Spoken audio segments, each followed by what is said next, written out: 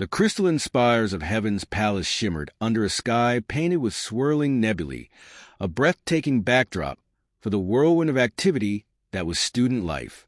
Alice, Charles, and Carty, now an inseparable trio, navigated the bustling hallways, their laughter echoing amidst the chatter of 1,000 voices.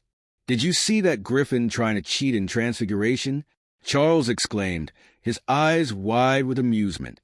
"He tried to turn his feathers into gold, but ended up with a beak full of dandelions."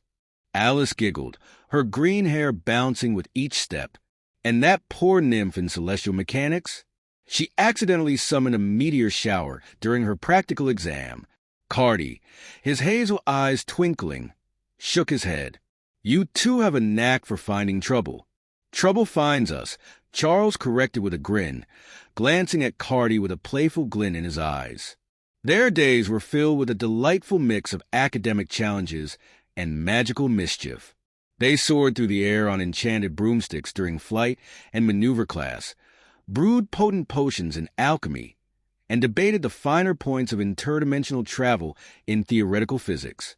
Evenings were spent exploring the palace grounds, discovering hidden waterfalls, enchanted groves, and secret libraries filled with ancient scrolls. But amidst the laughter and camaraderie, a storm brewed in Desi's heart. She was hopelessly in love with Elliot, captivated by his charm and the intoxicating power he exuded. He showered her with affection, whisking her away on romantic escapades to starlit meadows and hidden waterfalls. He whispered sweet nothings in her ear, his voice a silken caress that sent shivers down her spine. "You are the most beautiful creature I have ever laid eyes on, Desi," he murmured, his amethyst eyes gazing into hers with an intensity that made her heart flutter. "Your fiery spirit, your unwavering loyalty. You are everything I have ever desired." He had even stolen her innocence, a moment of vulnerability she had shared with no one but Carty. It had been a night of passion and surrender, a whirlwind of emotions that left her breathless and yearning for more. Yet, a nagging doubt gnawed at her heart.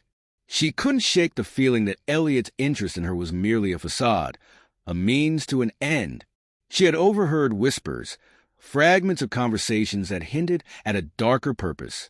"He's only using you to get to Alice," a voice whispered in her mind, fueling the flames of insecurity. The thought was like a poisoned arrow, piercing her heart with agonizing doubt. One evening, as Elliot gazed a little too long at Alice during a dinner party, Desi's frustration boiled over. "Must you stare at her like that?" she hissed, her voice laced with jealousy. Elliot turned to her, his brow furrowed in feigned surprise. "What do you mean, darling?"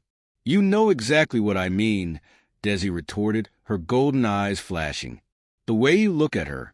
It's like you're devouring her with your eyes." Elliot chuckled, attempting to dismiss her concerns with his usual charm. "Don't be ridiculous, Desi. You're imagining things." "Am I?" Desi challenged, her voice rising.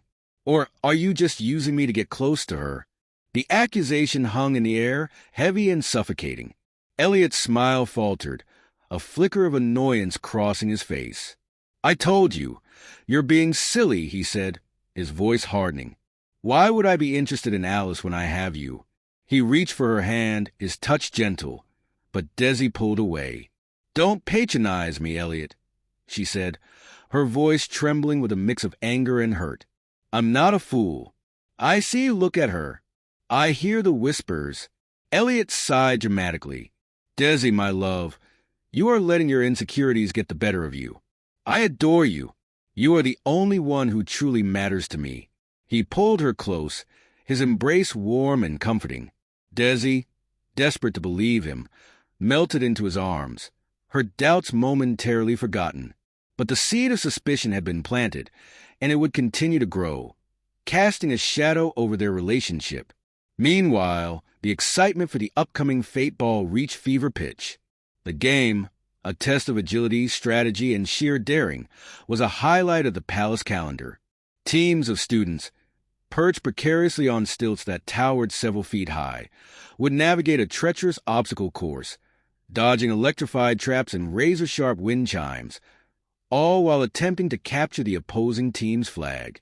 Alice and Charles, eager to prove their mettle, joined Cardi's team, their competitive spirits ignited. They spent hours practicing, their laughter echoing through the training grounds as they perfected their maneuvers and strategized their attack. "Remember," Cardi instructed, his voice firm but encouraging, "the key is to maintain your balance. Don't let the height intimidate you. Trust your instincts and trust your teammates." "Don't worry, Cardi," Charles assured him with a wink. "We'll have your back." Alice, her eyes sparkling with determination, nodded in agreement. "We're going to win this." But even as they prepared for the game, the shadow of Tyron's plot loomed over them, a silent threat that cast a pall over their carefree joy. The Fate Ball wasn't just a game. It was a stage, a battleground where the fate of the realm would be decided. And Alice, unaware of the danger lurking in the shadows, was about to be thrust into the heart of it all.